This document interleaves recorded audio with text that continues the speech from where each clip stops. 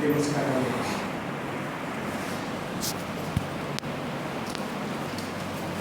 No tenemos que esperar, hermanos, a que haya tiempos difíciles para crear generaciones fuertes. Eso es parte del proceso de formación y de educación. Yo no, hermanos, que esta iglesia nunca tenga que pasar por tiempos difíciles. Ya hemos pasado por tiempos difíciles. Esta iglesia estuvo a punto de desaparecer hace muchos años. Solamente 2 personas, un niño, no sé por cuánto tiempo, asistían a esta iglesia. Tiempos difíciles, hermanos. Gracias a Dios el Señor levantó hombres y mujeres fuertes, y miren, hoy ya no somos 3, somos más. Pero no tenemos que esperar, hermanos, a que vengan tiempos difíciles para que otra vez nosotros nos pongamos a hacer lo que nos corresponde. No.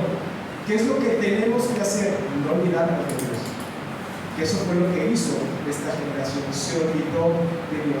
Y por eso nuestra insistencia de que asistamos a los cultos, nos conectemos los miércoles o los martes en el estudio pequeño, el jueves tengamos a la escuela de educación cristiana, porque es la manera en que nosotros estamos haciendo de esta generación una generación fuerte, que sepa cómo enfrentar las adversidades que van a traer el día de mañana. Y les hablamos con honestidad, hermanos. No les decimos, mira, ven, aquí todos tus problemas se van a solucionar, todas tus enfermedades se van a sanar. No podemos prometer eso porque no sabemos cuál sea la voluntad de Dios. No, lo que decimos es lo que Jesucristo dijo: en el mundo tendréis aflicción. Si tú crees en Cristo, entonces tú vas a sufrir lo mismo que Cristo sufrió. Cristo dijo: a mí me odiaron, a ustedes también los van a odiar. A mí me persiguieron, a ustedes también los van a perseguir. Y preparamos a esta iglesia para las adversidades. La preparamos como hablando de cómo Dios interviene para salvar a su pueblo. No debemos olvidarnos de nuestro Dios. No debemos entrar en un estado de relajación, porque ¿saben qué es lo que pasa? Iniciamos a veces con un temor de Dios. No, yo no quiero pecar porque Dios se va a enojar conmigo, porque yo no voy a agradar a Dios, y procuramos mantenernos alejados del pecado. Pero ¿saben qué pasa? Que porque somos débiles, porque el pecado todavía mora en nosotros, pecamos y decimos: no cayó fuego del cielo. Pues entonces lo vuelvo a hacer. No cayó fuego del cielo. ¿Y qué pasa, hermano? Lo que empieza siendo como una acción aislada se convierte en un hábito. Y nos acostumbramos. Mira, yo me la paso pecando, no pasa nada, no hay castigo, no me va mal, al contrario. Pues entonces así me la llevo. Pero bueno, hermano, la Biblia dice en Hebreos 12 que Dios a todo aquel que toma por hijo, ¿qué hace? Lo disciplina.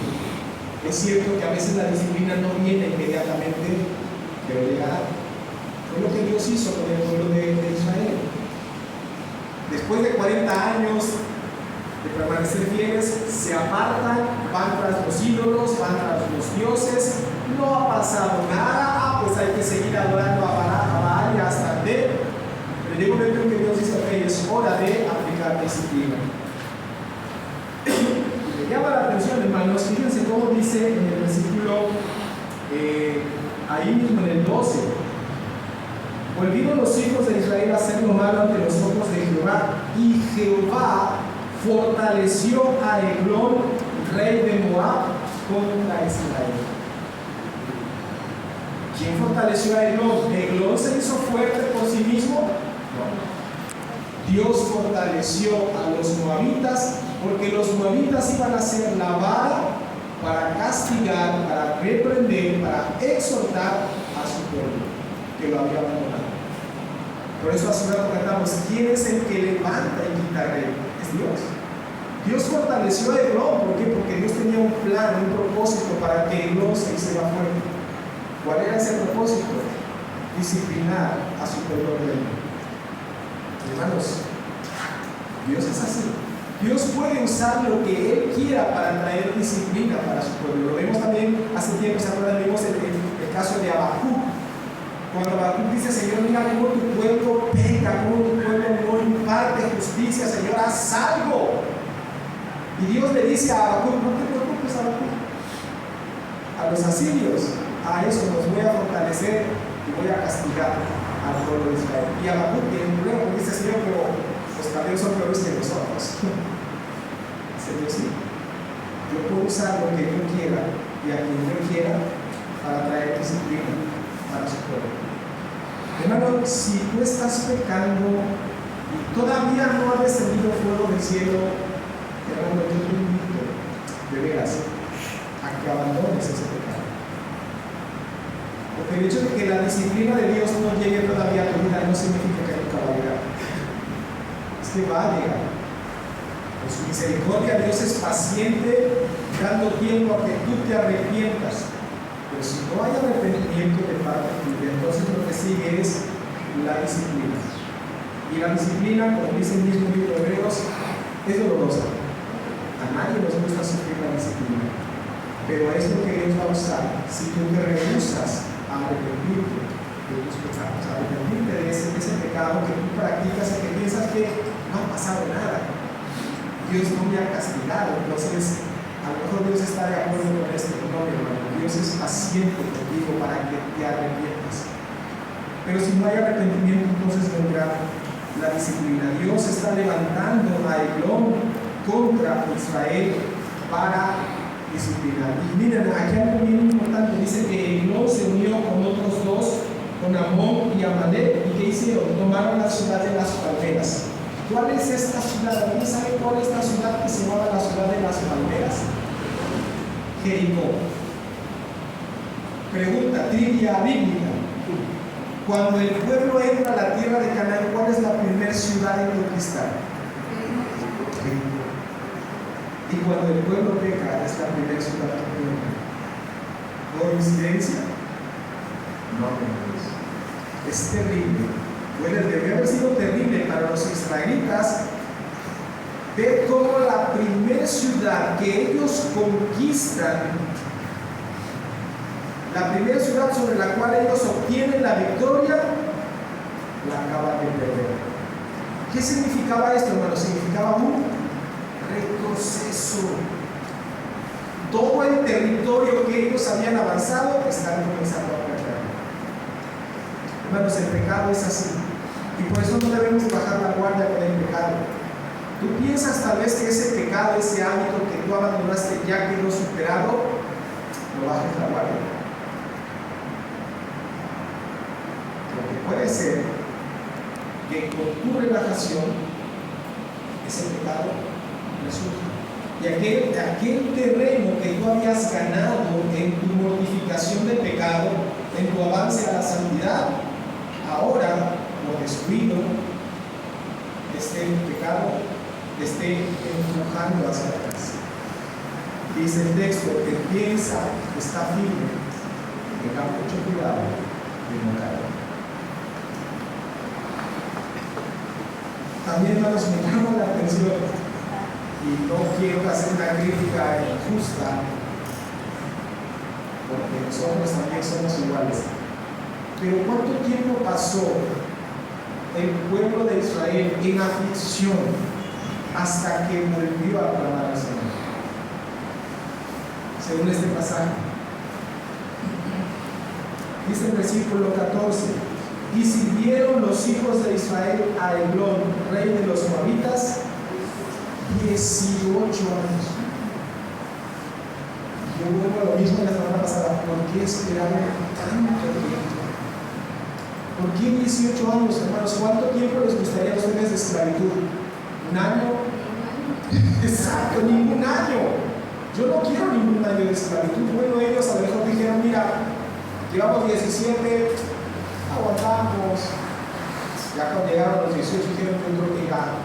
¿Pero por qué? Porque hasta entonces, hermanos, a veces el pecado nos ciega. El pecado nos ciega y hace que nosotros estemos a gusto con ese pecado. Hasta que el pecado empieza a ser insoportable es cuando nosotros hacemos lo que dice el versículo 15. Y clamaron los hijos de Israel a Jehová, y Jehová les levantó un libertador. Y aquí veo, hermanos, la paciencia de Dios, la misericordia de Dios. Porque esto se va a volver un ciclo. El pueblo peca, Dios envía una vara para disciplinarlos, ellos se quejan, claman al Señor, y el Señor responde. No sé cuántas veces los papás se cansan de los hijos, ¿verdad? Es que te lo he dicho ya un montón de veces y no entiendes. Es que te lo he repetido hasta el cansancio y no entiendes. Hermanos que son papás, que están lidiando con niños pequeñitos, considera la paciencia que Dios tiene para contigo.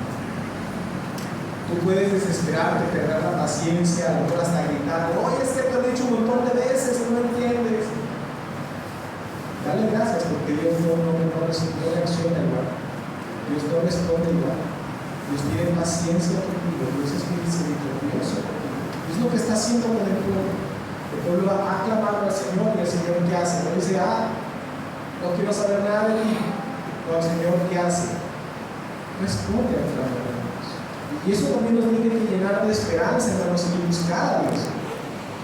Porque oramos y clamamos a Dios porque sabemos, creemos que Él nos escucha y que Él va a responder. Porque, hermanos, si no creyéramos eso, ¿qué sentido tiene orar? Si tú no crees que Dios te va a escuchar, no tiene ningún sentido que tú ores. Pero cuando ores a Dios, hermanos, crean que Él escucha, crean que Él responde. No siempre va a responder como nosotros le pedimos, como nosotros le instruimos, pero lo que responde, responde. Así que Dios va a responder enviando un libertador. Y aquí es donde aparece Ahor. Otro nombre para Ahor también es Ehud. De hecho, creo que eso sería más correcto, pero la Biblia de alguna manera lo va a traducir como Ahor. Otras versiones lo traducen como Ehud. Pero vamos a quedarnos en el nombre de Ehud. Hermanos, cuando la Biblia empieza a dar detalles de circunstancias de personas, no es porque está gastando tinta a lo loco, es porque nos están dando detallitos que van a hacer de la historia mucho más interesante y que podamos nosotros tener un mejor entendimiento. ¿Cómo se describe a este hombre Ahor? Dice que era hijo de Gera benjaminita, el cual era zurdo. Y hermanos, con esto dice mucho. Con esta simple descripción de Ahor nos dice mucho. Para empezar, dice que era ¿de qué tribu? De la tribu de Benjamín. Aquí es donde empiezan las cosas, hermanos, interesantes. ¿Saben qué significa la palabra Benjamín? El nombre Benjamín. No, Benjamín. Hijo de la mano derecha. Benjamín significa hijo de la mano derecha o hijo de la derecha o de la diestra, pero aún es uno. Qué contrariedad, ¿verdad? Dice también, hermanos, en 1 Samuel 9:21, ¿qué característica tenía la tribu de Benjamín? 1 Samuel 9:21 dice: Saúl respondió y dijo: ¿no soy yo hijo de Benjamín, de la más pequeña de las tribus de Israel? ¿Qué característica tenía Benjamín? Era la tribu más pequeña, la menor en importancia. Judá siempre iba al frente, una tribu grande, pero Benjamín, la tribu de Benjamín era de la tribu más pequeña. Y para colmo, aún era zurdo. ¿Saben qué palabra? Nosotros tenemos la palabra zurdo. ¿Saben qué palabra? ¿Qué significa la palabra zurdo en hebreo aquí? Significa literalmente impedido de la mano derecha. O sea, que era un zurdo, un inválido, un discapacitado, sería la palabra que nosotros. O sea, ¿cuál era la idea, cuál era la concepción que tenía la gente en aquel tiempo de los zurdos? Es un discapacitado. es un imposibilitado porque no usa la mano derecha, usa la izquierda. Es el anormal, es el inválido. Hermanos, también en aquellos tiempos había ese tipo de concepción, porque lo normal era que tú usaras la diestra. De hecho, la diestra se exalta mucho. Dios salvó al pueblo de Israel con la diestra de su poder. Las personas importantes están sentadas a la diestra del rey. O sea, hermanos, la cultura de la diestra era lo que permeaba toda la cultura. Lo correcto es la derecha, lo diestro, lo zurdo es raro. Los siguientes, exactamente. Los zurdos eran raros. Los zurdos se consideraban imposibilitados, discapacitados. Sin embargo, hermanos, dice que Dios levantó ¿a quién? A un zurdo. Esto debe haber sido tan chocante para los israelitas. ¿Cómo, Señor? ¿Un zurdo? ¿No podías levantar a alguien como Toniel? Un hombre valiente de la tribu de Judá, un hombre con la mano derecha bien fuerte. ¿Cómo un hombre de la tribu de Benjamín, de la tribu más pequeña? Hermanos, si alguien hubiera pensado en alguien para ser líder y encabezar una revolución, una revuelta, jamás hubieran considerado ahora.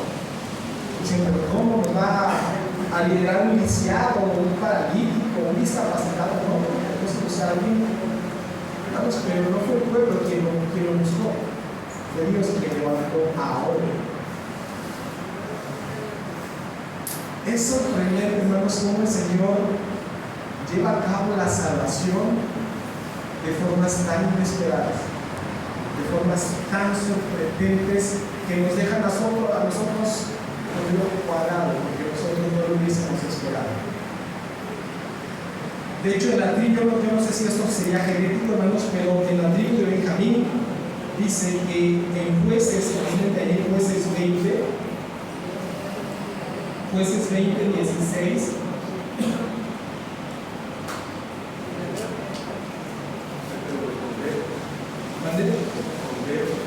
exacto, dice, y salieron, Jueces 20, 16,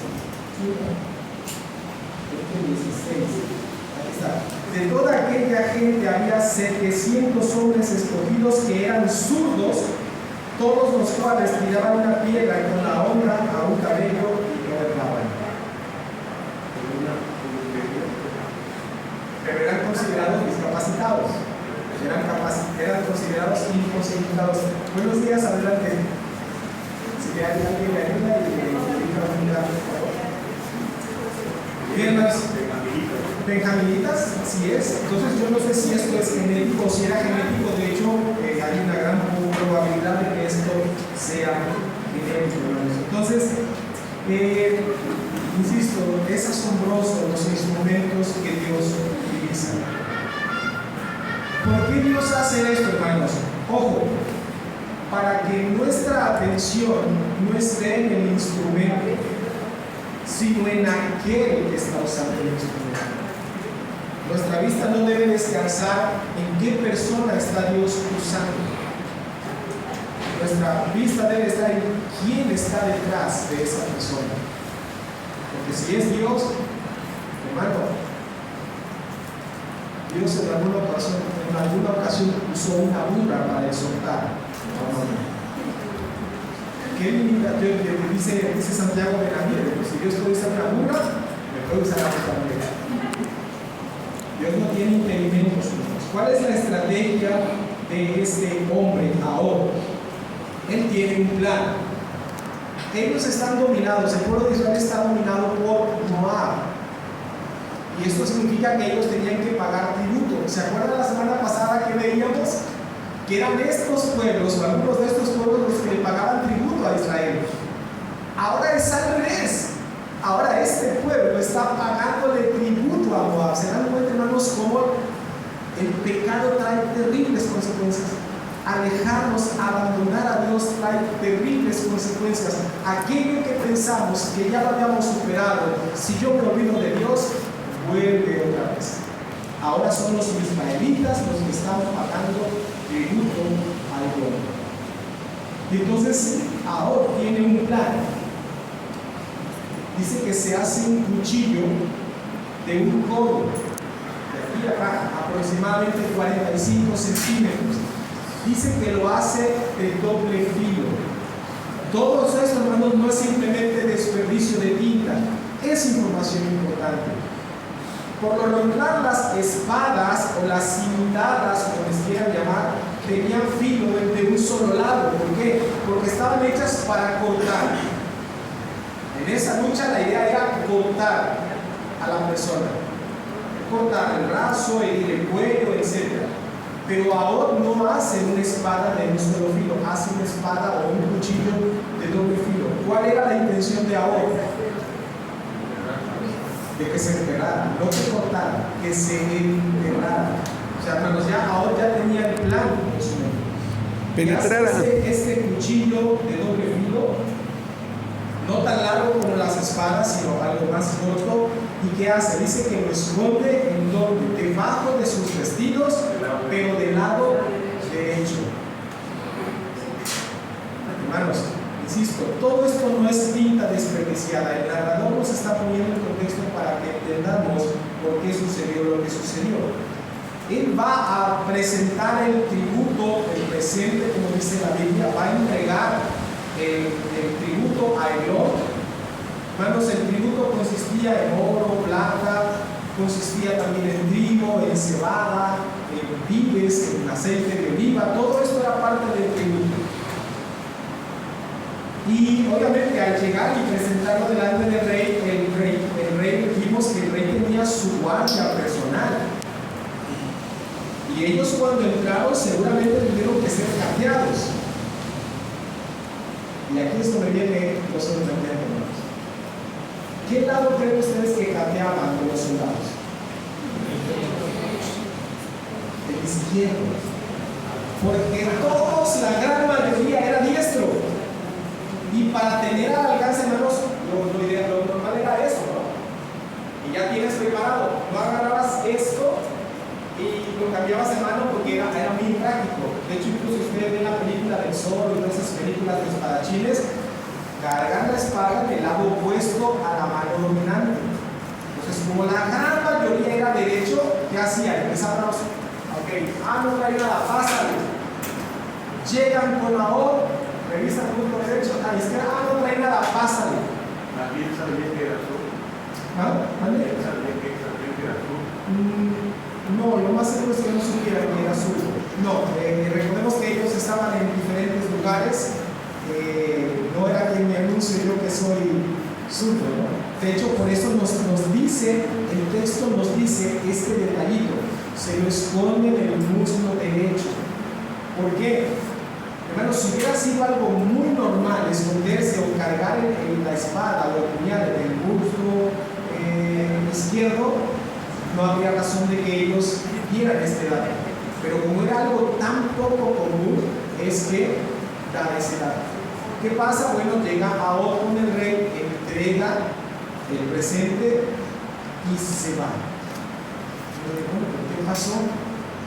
Él se va, dice que llega hasta donde estaban unos ídolos en Gilgal y le dice a sus compañeros con los que venía: ahorita regreso. Y regresa nuevamente al rey. Probablemente ya no hubo necesidad de catearlo porque dijeron: bueno, ya vimos que no trae nada. Y cuando está delante del rey, dice: rey, tengo una palabra secreta para ti. Probablemente el rey pensó: me viene a dar tal vez algún aviso de algún plan, de algún levantamiento, de alguna traición. Y dice: no me digas nada. A ver, todos los demás desalojen la sala. Vamos, fuera, no los quiero aquí. Entran, cierran la puerta y dicen: ahora sí, cuéntame. Y le dice a Od, fíjense, hermanos, dice a Od: tengo una palabra de Dios para ti. En algunos comentarios dicen que la palabra dabar, que es la palabra en hebreo, también se puede traducir como cosa. Pues hay quienes dicen que ahora le trae una cosa para ti. Dice que el rey, curioso, se levanta de la silla. Ahora, algo que también nos da el narrador: ¿cómo era Eglón? grueso. O sea, gordo. Y hermanos, yo pensé esto y luego lo corroboré con un comentario. ¿Cómo se había engordado el hombre? Por comer. ¿Por comer qué? Picadas. Del tributo que los israelitas. Pensé que picadas. Ahora aquí viene, hermanos, otra cosa bien curiosa. Por ejemplo, la historia de Audes es genial. ¿Saben qué significa eglón? Significa novillo. Novillo. Es decir, hermanos, Israel estuvo engordando el novillo para la matanza. Qué cosa, ¿verdad? Él estuvo engordando como se engordan los animales para el día de la matanza.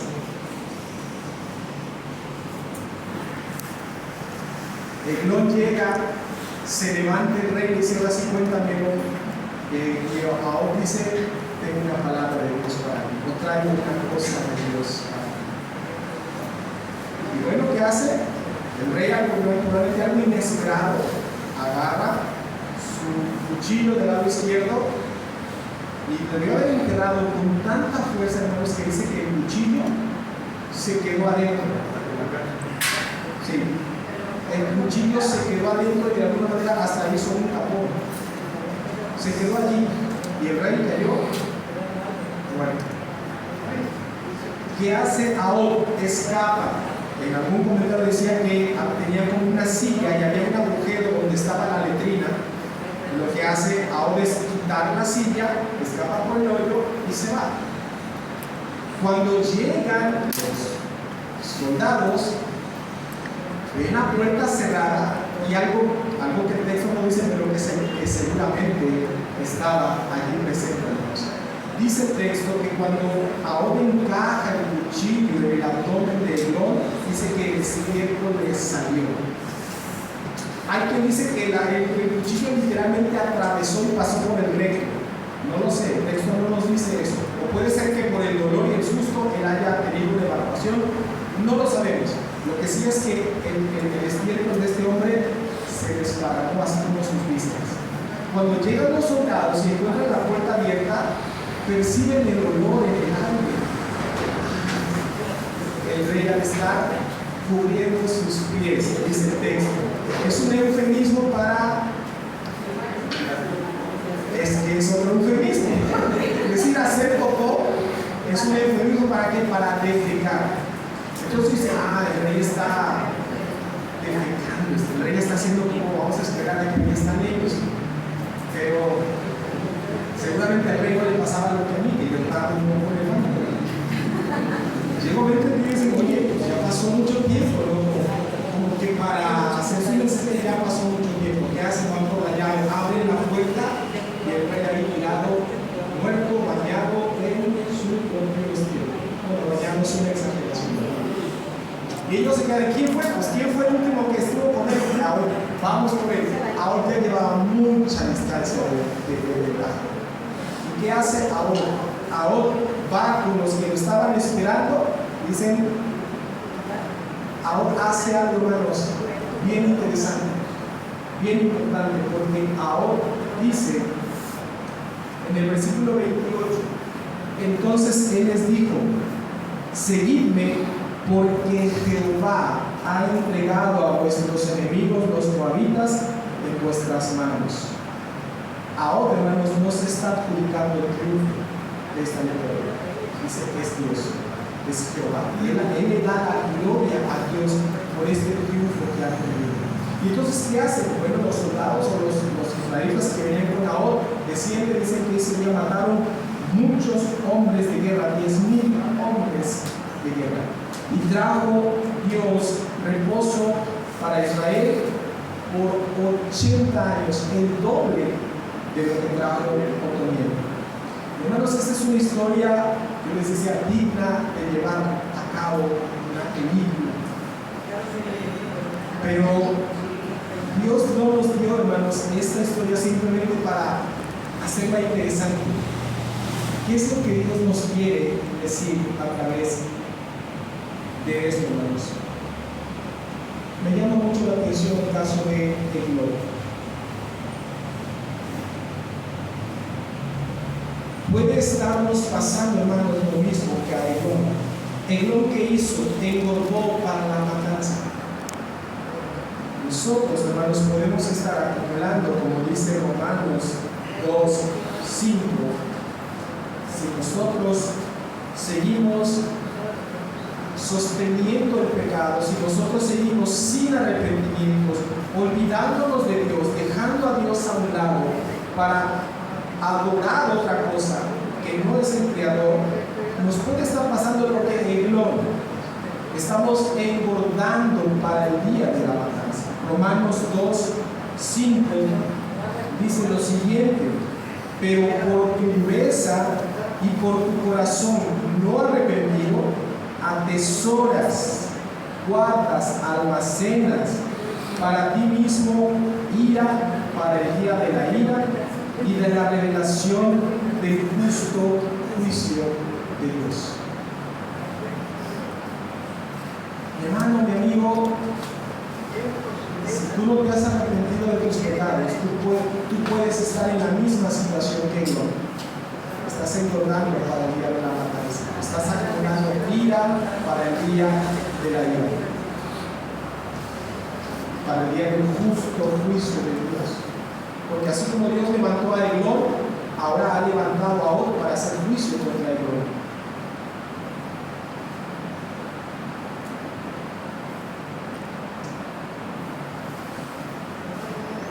Otra cosa, hermanos, que podemos ver aquí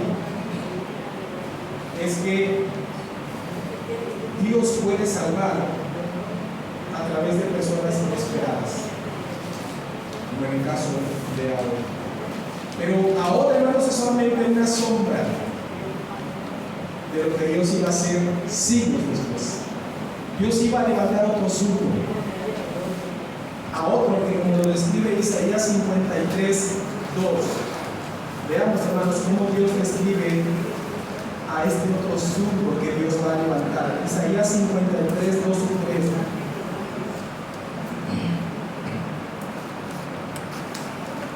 Subirá cual renuevo delante de él, y como raíz de tierra seca, no hay parecer en él ni hermosura.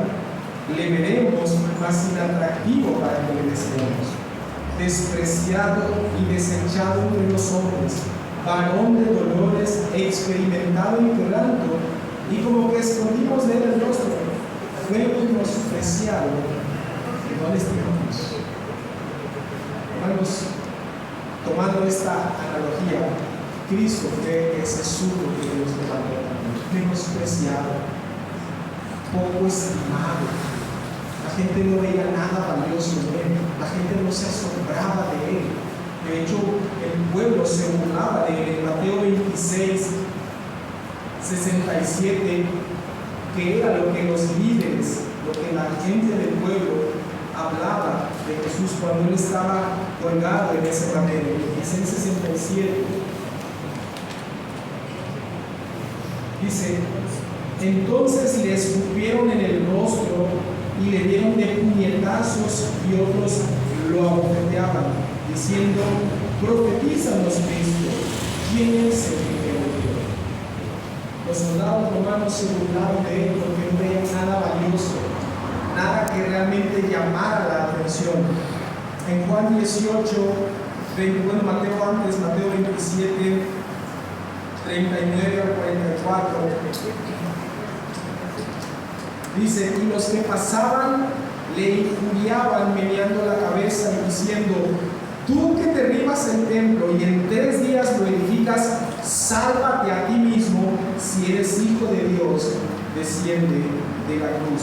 De esta manera también los principales sacerdotes, escarneciéndole con los escribas y los fariseos y los ancianos, hermanos, todo el pueblo participaba de la burla a Jesús, menospreciándolo. Decían: a otro salvó y a sí mismo no se puede salvar. Si él es el rey de Israel, descienda ahora de la cruz y creeremos en él. Confío en Dios, mírele ahora si me quiere, porque ha dicho: soy hijo de Dios. Lo mismo le injuriaban también los ladrones que estaban crucificados con él. Todo el pueblo, líderes desde el más importante hasta el menos importante, que hacían con Jesús, lo menospreciaban, lo injuriaban, se burlaban. Miren, este es el Hijo de Dios, este es nuestro Salvador. Y ahí está, agonizando en una cruz, crucificado por los romanos. No, este no debe de ser nuestro Rey y nuestro Mesías. Sin embargo, hermanos, este surdo es el que Dios usó para liberarnos, para salvarnos. Juan 18:40 también nos recuerda esto, hermanos. Juan 18:40.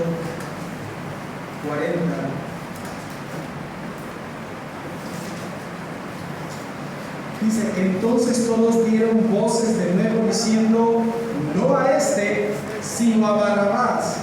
Y Barrabás era ladrón. O sea, este es un hombre débil, se la pasa predicando del amor. Sin embargo, Barrabás es hombre de armas, es hombre fuerte, es un guerrero. Suéltalo mejor a Barrabás. Tenemos más esperanza de que nos libre de los romanos que este predicador.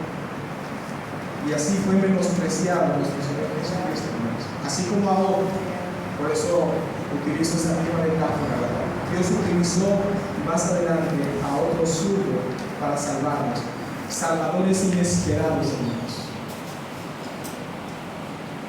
Dios nos salvó de la condenación de nuestros pecados por medio de Jesús, que fue menospreciado igual que ahora. Y en 1 Corintios capítulo 1,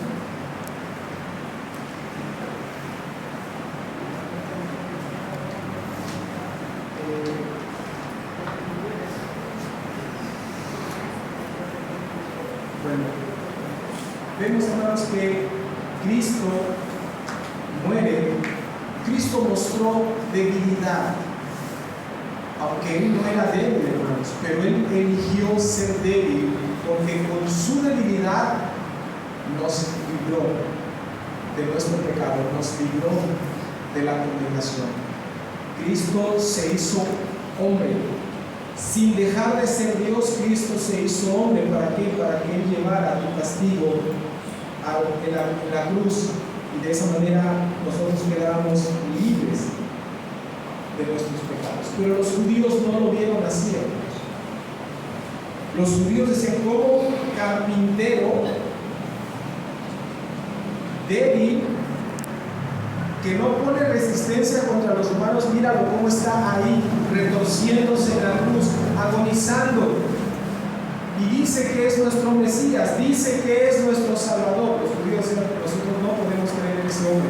Ese hombre es un charlatán, ese hombre es un falso. No puede ser nuestro Mesías. Por eso dice el texto de Corintios que para los judíos la cruz es un tropezadero. No pueden aceptar a los salvadores. Y todavía hasta el día de hoy muchos judíos no aceptan a ese Salvador.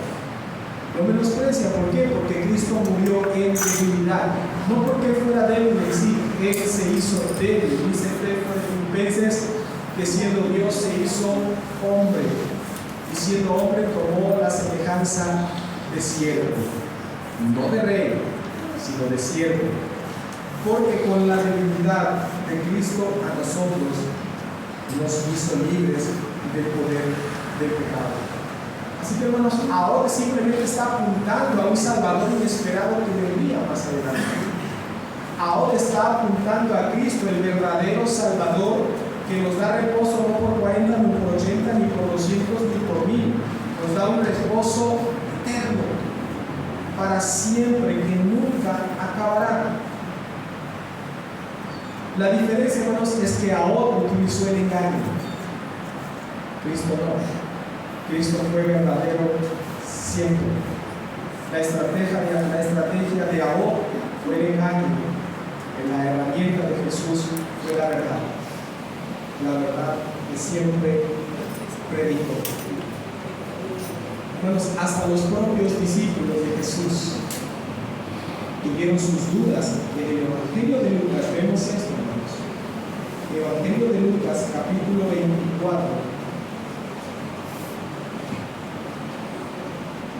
Capítulo 24, versículo 21.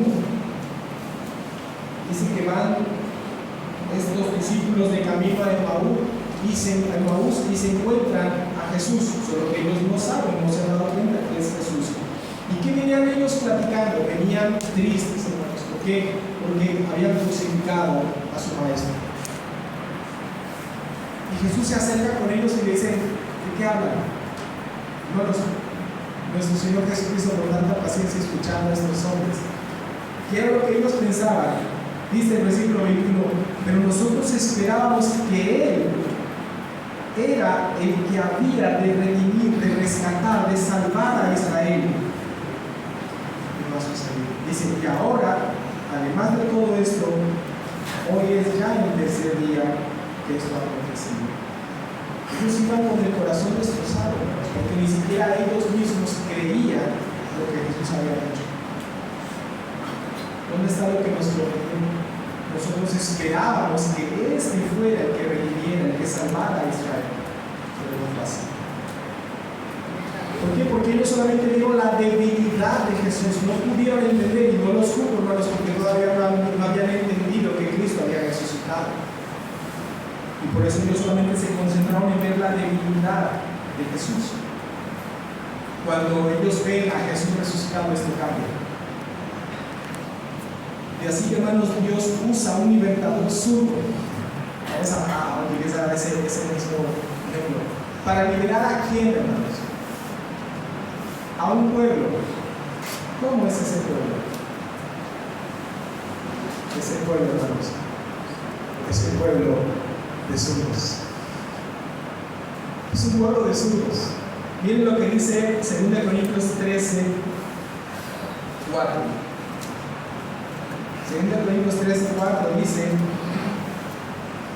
porque aunque fue crucificado en debilidad, vive por el poder de Dios, pues también nosotros somos débiles en Él. Mi hermano, mi hermana, tú y yo somos gente zurda, no de la mano, pero sí en ese sentido de ser débiles, de ser menospreciados, de ser poco estimados. De hecho, la primera carta de los Corintios lo va a decir mejor. Dice, pues, 1 Corintios 1:26: pues mirad, hermanos, vuestra vocación o vuestro llamamiento, que no sois muchos sabios según la carne, ni muchos poderosos, ni muchos nobles. ¿Cuántos reyes, príncipes, duques, monarcas hay aquí, hermanos? No, ¿verdad? Pablo dice: no somos de esos, sino que lo necio del mundo escogió Dios para avergonzar a los sabios, y lo débil del mundo escogió Dios para avergonzar a lo fuerte, y lo vil del mundo y lo menospreciado escogió Dios, y lo que no es, para deshacer lo que es. Y yo diría, escogió zurdos para avergonzar a los diestros. Y no estoy hablando de la mano, estoy hablando de nuestra condición de debilidad, a fin de que nadie se jacte de su presencia. Porque Dios utiliza salvadores zurdos para salvar pueblos zurdos, para que nadie se jacte de decir: mi mano me salvó, mi mano poderosa lo hizo posible. Decir: no, en mi debilidad yo recibí la salvación de Dios. Y que la gloria se la lleve solamente el Señor. Iglesia, cuando tú hagas algo, o hermanos, hermanas, amigos, cuando hagas algo para beneficio de su iglesia, para gloria de Dios, no te jactes. No pienses que Dios me llamó porque yo iba a ser bueno predicando, yo iba a ser bueno con algún instrumento, yo iba a ser bueno. Dios me necesitaba. No, mi hermano, mi hermana, Dios no necesita de mí. Dios necesitaba mis grandes habilidades para su reino. No, mi hermano, Dios no necesita de tus habilidades. Dice Jesucristo que en algún momento Dios puede levantar de las piedras hijos de Abraham. Dios puede hacer que aún las piedras clamen y proclamen clamen si hay alguien en la tierra que no quiera hacerlo. Así que no te jactes, hermano. No tengas una alta estima de lo que tú eres o de lo que has logrado, porque nada de lo que tú has logrado es por tu habilidad. Nada de lo que tú has conseguido es por tu buena manera de hacer negocios, por las grandes habilidades que tú tienes. No, mi hermano. Si algo tienes es porque Dios te lo ha dado. Lo que Dios te ha puesto es esas oportunidades.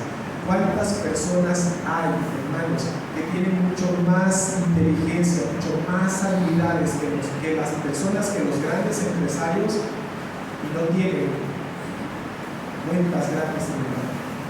No lo tienen, hermano. ¿Por qué? Porque Dios no ha querido explotar eso. El Señor tendrá su razón.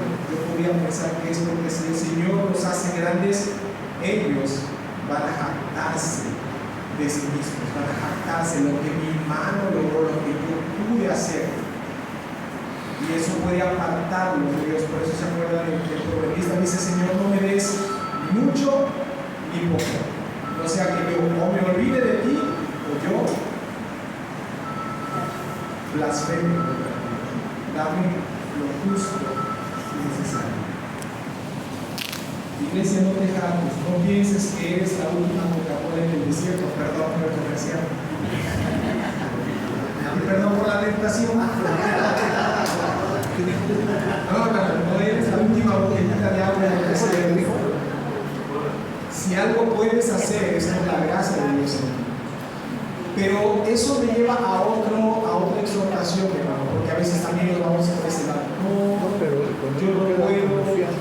Yo no soy capaz, como dijera este hombre, yo soy, como dijera Saúl, yo soy de la tribu más pequeña. Señor, manda a quien tengas que mandar. Yo no puedo, Señor, yo soy débil. Hermano, no digo que no te subestimes, no subestimes el poder de Dios. Porque igual tú sigues siendo débil, tú sigues siendo un zurdo, tú sigues siendo un despreciado, tú sigues siendo un discapacitado, pero si Dios te pone en su mano, hermano, agárrate. Porque Dios puede traer en su gracia y en su poder por medio de ti bendición abundante.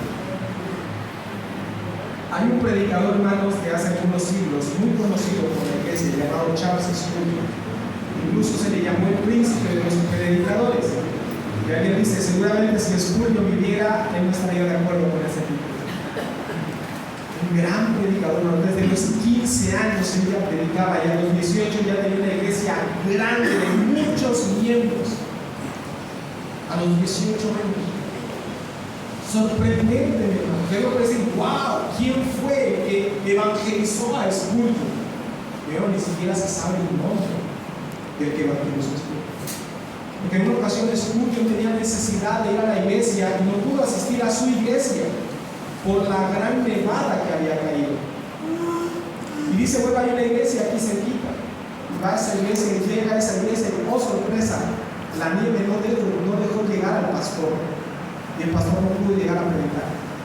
¿Qué pasó?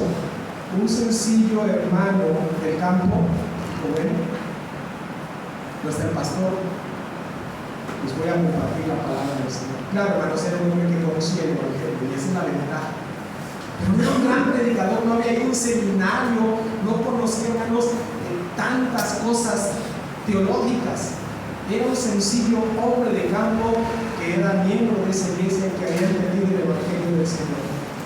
Y él empieza a predicar un texto bien sencillo: mirad a mí y sed salvos todos los términos de la tierra. Y se dirige específicamente a Spurgeon y dice: tú, joven, mira a Jehová, mira a Cristo y se salva. No les voy a decir el sermón porque sería otro sermón. Pero eso fue suficiente, hermanos, para que Dios cambiara el corazón de Spurgeon. Y Spurgeon se fue de allí con un corazón transformado, regenerado. Y a partir de ese momento surge el gran predicador que nosotros ahora conocemos. Pero este hombre, hermano, no dijo: no, yo no soy pastor, Yo no sé de teología sistemática, yo no sé de teología bíblica, yo no sé de escatología. ¿Yo qué puedo hacer? No, dijo, yo soy un débil, yo no soy un pastor, yo no soy un gran teólogo, pero Señor, si tú me quieres usar, yo quiero bendecir a tu pueblo esta mañana. Y el Señor lo hizo. Así que hermano, no tanto no te menosprecies, no menosprecies lo que Dios puede hacer contigo. Solamente ponte en manos del Señor. Solamente dice, Señor, soy un zurdo de la fe, soy débil, soy menospreciado. Yo mismo no me considero gran cosa, pero si tú me quieres usar, Señor, yo soy materia disponible para la bendición de tu pueblo, para la gloria de tu nombre. Salvadores inesperados, hermanos, herramientas inesperadas, acciones inesperadas son las que Dios usa para bendecir a su pueblo, para traer salvación. Yo espero que ustedes sean de esos, que nosotros seamos de esas personas inesperadas, en situaciones inesperadas, trayendo bendiciones abundantes para nosotros, como iglesia, para nuestra generación, para que Dios sea glorificado en nosotros. Vamos a ver. Padre bendito, gracias porque eres bueno, Señor, porque nos sorprendes, nos asombras, Señor, nos maravillas con las cosas que tú haces. Ciertamente nosotros reconocemos, Señor, que hemos pecado, que muchas veces nos olvidamos de ti, que vamos en nuestro día a día, Señor, tal vez con las prisas del trabajo, de la escuela, de los pendientes, Señor, que no tenemos un tiempo para detenernos y darte gracias o encomendarnos, Señor. Tenemos como prioridad otras cosas, Señor. Porque a veces también, Padre, practicamos un pecado y pensamos que no hay consecuencias. Señor, perdónanos. Gracias por esta palabra que nos has revelado, que nos has hablado, Señor, el día de hoy, para traer, Señor, esta exhortación a nuestras vidas. Pero gracias también, Señor, porque ahora vemos a nuestro Señor Jesucristo, muriendo en debilidad, pero resucitando en poder, Señor, para salvación de nuestros pecados. Gracias también, Señor, porque ahora nos vemos a nosotros mismos despreciados del pueblo, Señor, despreciados del mundo, considerados poca cosa, Señor, ofendidos, burlados, Señor, por la gente.